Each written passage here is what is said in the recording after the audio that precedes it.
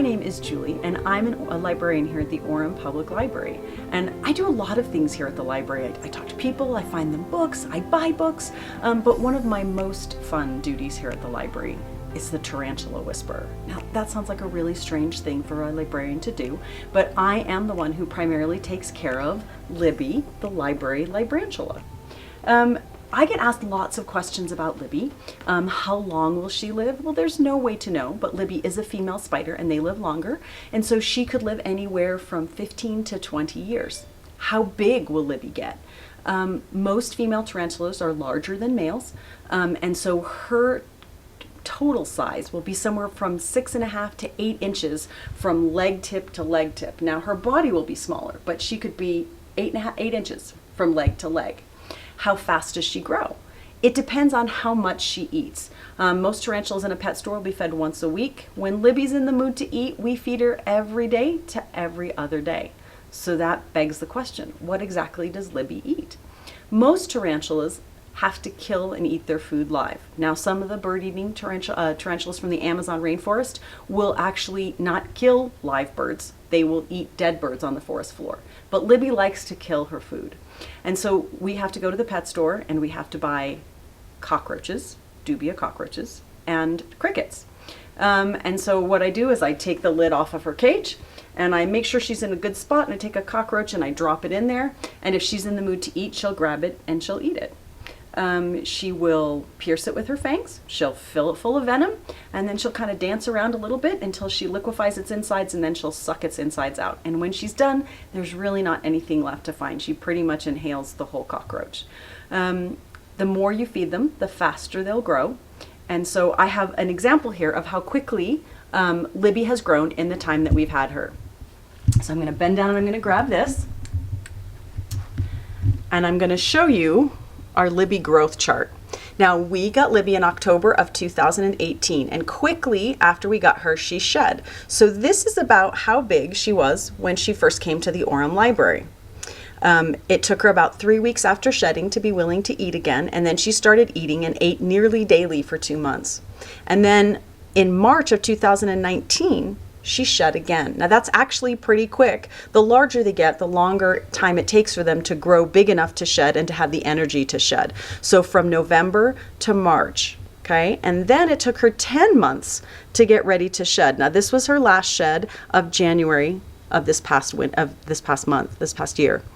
And so you can see from November to January just how large she has gotten. Some interesting things about spiders. When they shed everything. Like a snake, they leave the whole skin behind, but they grow from the inside out, but their outside doesn't grow. So when they get too big, they have to get rid of it. So what they do is they rip out of their abdomen, they flip over on their back, and just like if you were to take a sweater that was too small, they pull their legs out and they're there on their back. So when they shed, it looks like there's 2 spiders in the cage. And then after they regain some energy, they'll flip themselves over. When they shed, they leave everything behind. And I mean everything. They leave their eyes, they leave their fangs, they leave the hooks on the ends of their legs so they can hang onto the glass. They leave a complete replica of themselves behind, and they come out new. And then they eat, and then they grow, and then they'll shed again. So I've kept the sheds because a lot of the young kids who come to the library to visit like to see what the spider looks like, because unfortunately Libby hangs out here at the bottom. She's a digger, and she has made an entire series of tunnels under there that she changes occasionally. I'm going to move this out of the way. And she has an entire series of tunnels down here that we've kind of propped up so that she doesn't crush herself. And she webs them and she puts them together. She moves it around occasionally. It used to be behind the flower pot. Then she had the entrance to her burrow over here on this side. Then she dug the whole thing out and she made a new entrance over on this side. So she kind of gets bored and she redecorates a lot. We've had many spiders at my house for pets, and I've never had one that's dug quite the way Libby does. But it does make it difficult for people to see her. So the sheds are a really great way to get up close and personal with Libby and to see what she really looks like and to see how big she is. So a couple of really fun facts about spiders. I told you when they shed, they leave everything behind. So we're going to flip this one over. This is her first shed, and you'll notice that she seems to be missing legs here. The reason for that is because she is a tropical spider. which means she needs a lot of moisture. And we live in a desert where it's really dry. And so this is like toenails or hair that falls out of your head, and it's dry and it's dead. So eventually things break off, and kids touch this one a lot. So that's why it's missing legs. So I'm just going to flip this over, and we'll see how well that shows up. I'm going to flip this over. And you can see here is the bottom of her thorax. Okay, you can see here, these are her fangs right there. And you can see that she's left them behind. And we'll flip this one over too. That one still has the carapace stuck to it. And you can see there are the fangs. Just like she gets bigger, everything gets bigger, including her fangs. Okay, a couple of other fun spider features that I like to ask young kids who come. We all know that spiders have how many legs? Think it to yourself. How many legs do spiders have? Oh yes, spiders have 8 legs. Okay, so let's count Libby's legs here. 1, 2, 3, 4, 5, 6, 7, 8, 9, 10.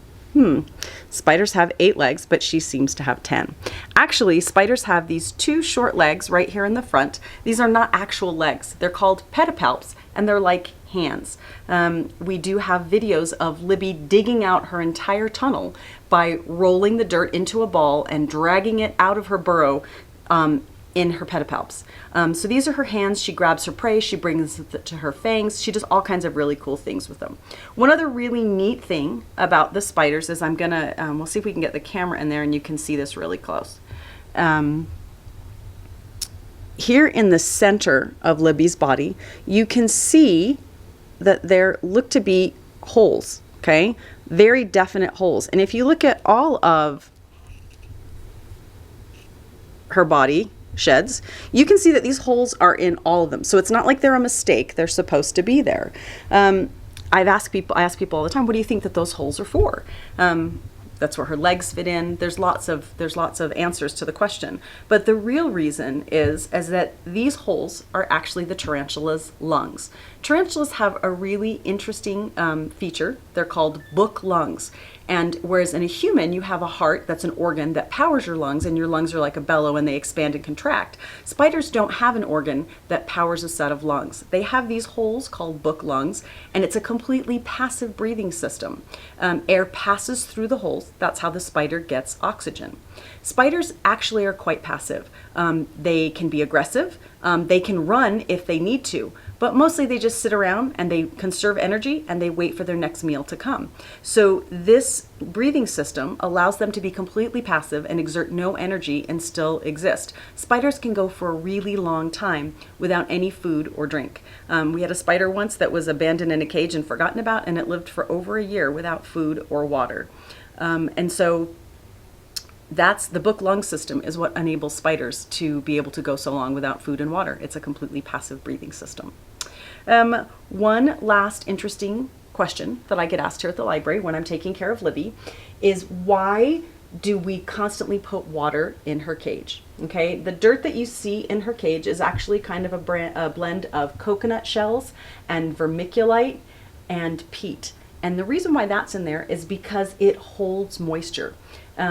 Libby is a Brazilian black and white. That's her common name. I can't even begin to pronounce her Latin name. She's a Brazilian black and white, and she's a South American grassland spider.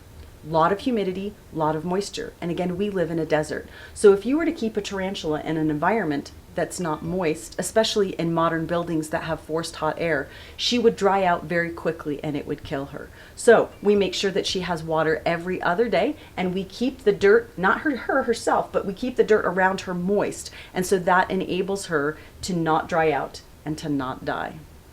Those are all the handy things I can think to tell you about Libby at the moment. If you have any questions, go ahead and post them on the website, and we'll be sure that we answer your questions about Libby the Librantula. We hope we're open soon because, you know, she's kind of lonely here without you.